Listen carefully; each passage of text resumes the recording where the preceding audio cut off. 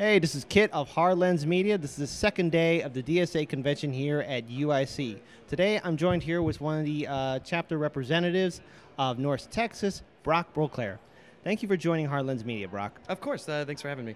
All right, so essentially, your state, the state of Texas, is most notably known for being a red state, conservative state, a Republican state through and through. Now, DSA has definitely had a chance to really grow these past couple of months to where it reaches 25,000 new members. And that hasn't been seen since the end of World War II, where a socialist group in America has grown. How is your chapter specifically going to reach out to the people of North Texas, and how are you going to effectively make your organization really institute real social change within Texas? Well, what I've found is in places like Texas, the brand of conservatism, what you find nationally is people tend to think everyone's hyper-religious or hyper-Protestant or something like that, and that's what breeds their conservatism. And what I've found talking to people who are conservative, at least, is that it's more of a breed of hyper-self-sustenance conservatism, where they want to take care of themselves and they don't want help from anyone else. They just want to be given all the tools that they can have to take care of themselves. And we've found that it's actually very convincing when you come to someone and say, and you talk about things like socialism, where they've never heard socialism talked about as anything but the government trying to take all your money and make you live in a shack and taking your toothbrush and things like that. When you come to them and you tell them the actual goals and visions of socialism and the fact that it actually does lead to a higher amount of personal autonomy, that really resonates with them, because I've found that in the state, it has been such a conservative ground for so long that it's only myth. There hasn't been someone out there to talk to these people about what socialism is and isn't for a very long time. So we found that it's very effective that you come to these people and say, no, I want the same thing that you want. I want you to be completely autonomous. I want you to not be beholden to your boss. I don't want you to be beholden to the government. I don't want you to be beholden to any power but the power that it is to keep yourself alive and to keep you and your family healthy, safe, and happy. And we want to give you those tools through things like healthcare, through things like guaranteed housing, through things like guaranteed dignity in work. And these are all the things that the Democratic Socialists of America want.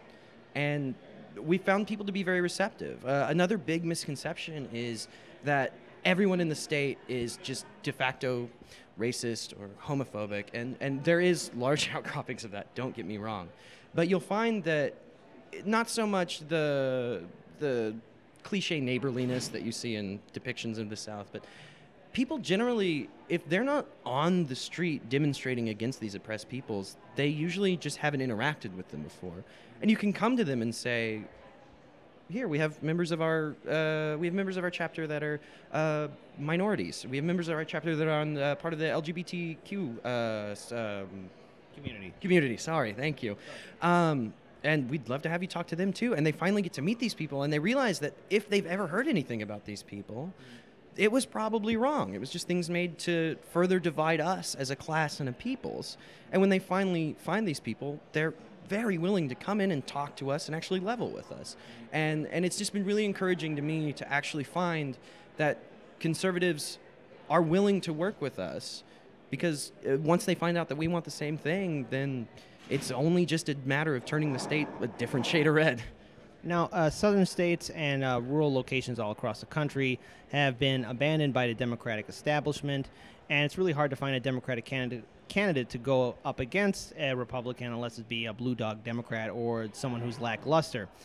Essentially, DSA right now is a political organization, but are you willing to build coalitions with perhaps Democrats who want to reform the DNC, Green Party being an independent party, or Socialist Alternative also being an independent party, and actually having candidates at the city, state, and federal level run in these conservative districts? And if so, what challenges will you face as a political group to really help those said candidates from those three parties? Well, I can't speak for the national group or for other chapters, but I can speak for my chapter. We are very willing to work with anyone who agrees with the tenets of the rights to healthcare, the rights to autonomy of people, the rights to dignity in work, the rights to housing, things like that. If those are the things that you are going to fight for and not be beholden to corporate money, to outside influence, to entryism, to trying to take over our community to try and make it your own and grandstand or be famous or something, then we'll work with you. What I've found is that, yes, a lot of these smaller groups, the Green Party in Texas, they've done some good work. The smaller socialist groups in Texas have done great work, and we'd love to work with them on all of the things that will help work towards a more egalitarian, for everyone, socialist future. That being said, we found in the Democratic Party in Texas especially, on the whole, they are entirely beholden to corporate interests, because we found that the climate there, it's so hard to be a Democrat anyway, that they have to have this money funneling in from all these rich people in order to hold on to any power. So it's very difficult for us to support Democrats, especially at the state level, because we always find that there is something that is keeping them, that will keep them from actually enacting any of our visions or going along with any of our beliefs, because they can't lose their money. In regards to DSA itself, you're very passionate about really trying to institute reform and try and support candidates that will institute progressive populist policies. So why did you join the DSA? What was it about this political group itself that attracted you to become a member of it? I specifically joined the DSA because it is a big tent organization that is open to the fact that while we're all leftists and we may have some small different ideas, we're all working towards the same thing. We want a better future for everyone, and I find it is inevitable that that should happen. And this organization is the first one I talked to that said, yes, we'll take you all, and we'll sit down and we'll hash out our differences, and maybe we'll still have them at the end of the day, but we're also going to be working towards a better future for not just the entire country, but for the whole world. And yeah. And so essentially, what challenges do you feel, like, after this convention, do you feel that you will have to face, and how are you going to overcome them? Especially in a state like state of Texas and in your area, North Texas specifically? Well, I feel that the biggest challenge after this convention is going to be the fact that our numbers are still relatively small. While we do have 25,000 members, and they're very active members, which I feel is glossed over a lot. There may be quite a few registered Democrats, but very few of them even go out and vote. With these 25,000 members, these people are on the street every single day.